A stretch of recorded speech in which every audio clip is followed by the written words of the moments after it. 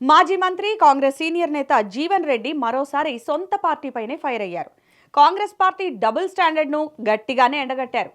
Jagtial MLA Sanjay BRS నుంచి కాంగ్రెస్లో చేరినప్పటి నుంచి ఆయన ఫుల్ ఫైర్ మీదున్నారు. కాంగ్రెస్ కార్యకర్తలను ఇబ్బంది పెట్టిన వ్యక్తిని అసలు కాంగ్రెస్లోకి ఎలా రానిచ్చారంటూ అప్పటి నుంచి అగ్గి మీద గుగ్గిలం అవుతూనే ఉన్నారు. ఇప్పుడు ఎమ్మెల్యే సంజయ్ గాంధీ భవన్లో కాంగ్రెస్ పార్టీ మీటింగ్కు హాజరు కావడంతో ఆగ్రహంతో ఊగిపోయారు జీవన్ రెడ్డి. బీఆర్ఎస్ ఎమ్మెల్యేని గాంధీ భవన్కు ఎలా పిలుస్తారంటూ గట్టిగానే నిలదీశారు. ఇది కాంగ్రెస్ పార్టీ అంతర్గత సమావేశం. దీనికి ప్రత్యర్థి పార్టీ ఎమ్మెల్యే ఎలా హాజరవుతారు? ఇతర పార్టీ వాళ్ళు వస్తే ఇంకిక్కడ మాకేం పని అంటూ మీడియా ముఖంగానే చెప్పేసి అక్కడి నుంచి వెళ్లిపోయారు జీవన్ రెడ్డి. ఆయన కోపంలో కూడా కొంత నిజం ఉంది కదా. మొన్ననేగా తాను పార్టీ మారలేదు, ఇప్పటికీ తాను బీఆర్ఎస్ ఎమ్మెల్యేనే అంటూ స్పీకర్ ముందు చెప్పారు సంజయ్ కుమార్. మరి ఇప్పుడు గాంధీ భవన్లో కాంగ్రెస్ మీటింగ్కు ఎందుకు వెళ్ళినట్లు?